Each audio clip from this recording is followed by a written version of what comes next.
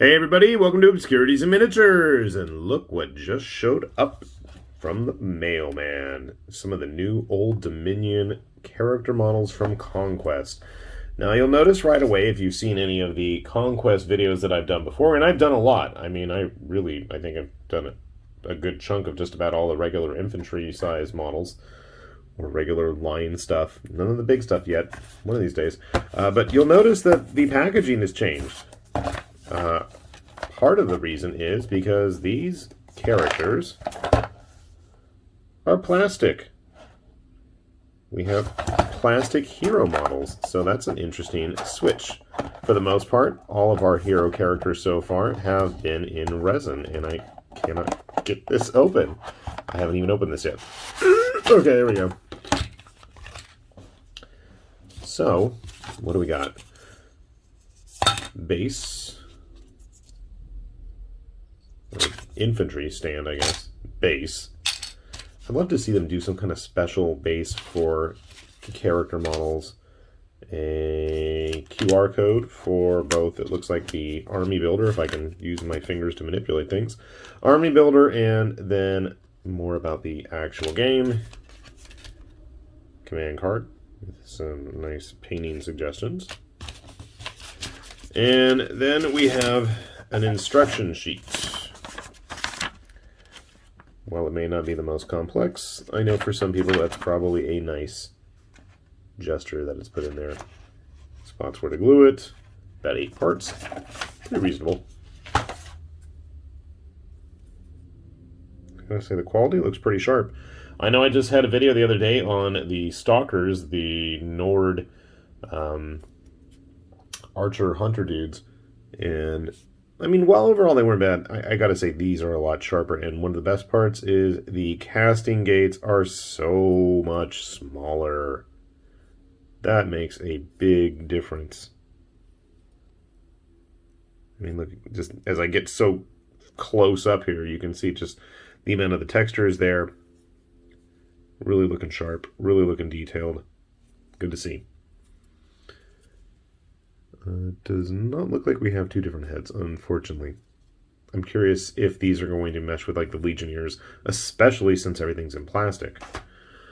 And then we have the Archimandrite, who looks like something sculpted by Alexei Popovici almost, something Bestiarum design, or something that almost would have second home in Kingdom Death. I'm thinking the first time I saw this guy, I'm like, oh, he is absolutely getting used in Forbidden Psalm or Morkborg or something. Same situation with this box. Infantry stand, base, QR code, card, command card, and instructions. That's it, guys. He looks to be literally 3 pieces. 1, 2, 3, done. I think I can handle that, believe it or not. Let's take a look at this proof. This guy's big. I mean, he looks big even by Conquest standards. And before I hear any moaning and groaning, oh, there's barely any parts. I mean, for a model like this, I think the detail and the texture is what's going to be really important. Could end up being a little bit flat, but there is a bit of depth and bulk here on the back half, and just as much detail. Praise the sun. Even the border, and I mean, I don't know if he's supposed to be as undead and decayed and kind of, yep, I'm like looking at those limbs there. But I'm eager to put them together. Hopefully, the fact that these guys have shown up bodes well for the fact that some of my infantry box sets are going to be showing up soon as well. So give me a moment, we'll put them together and we'll see how things turn out. So, we've got our Archimandrite and our Ziliarch all put together, and things are definitely boding well for the Old Dominion. Or at least as well as they could be for a bunch of decrepit and decaying, mummified, preserved bodies. I like his pose. It looks bad. It looks very dignified. I was at first afraid that I didn't have an arm, and that I'd missed a piece, and I didn't realize it was actually attached and molded on the inside of the cape there. There is our Ziliarch. Definitely going to need him some Legionnaires to command. Now my first thought is, how do they compare in size to regular humans Now, this is interesting, and when I say regular humans, I obviously mean Conquest humans. Um, Here we have 100 Kingdoms crossbowmen or militiamen or whatever they are, and one of the Huskarls from the Nords. Both also plastic kits. Sometimes resin kits, a little hit and miss in terms of sizes, but I'm surprised to see. I mean, he's big. He's really big, and he's got enough bulk still left on his decaying body there, and super thin limbs that, he's looking pretty formidable. Grabbing our Archimandrite. Yeah, I'm wondering if I need to bust out my spires, and I don't know where they are at the moment. I have an Avatara here. Not the same exactly. But you know what? I love the fact that we're getting such variety. Here's a spire. Drone. Such variety in terms of sculpts, models, just unique looking things for Conquest. I mean, at the rate they're going, you could probably run a regular game at 38 millimeters soon, just because there's such variety, and especially if you get plenty of troop types. I'm thinking with the Old Dominion, like they've got not the Legionnaires, but like those spectral, like Moroi or something like that. One of the stalkers here. Grab some Wadroon while I'm at it. I mean, the Wadroon are big, but look at this. Now, admittedly, these are, hero models, but still, they're plastic, and they've got a good size advantage over the enemy forces. Grabbing some models that maybe are more in scale with what people are used to. Got a WizKids human here with no nose. I mean, there's some pretty big sizing issues if you were to use these in other scales. But on the other hand, that might be something worth exploring. I see this guy, I think, like crazy dignified chaos sorcerer. I think the Archimandrite has a lot of potential across a lot of different games. It can definitely fit in with current sized 40k stuff.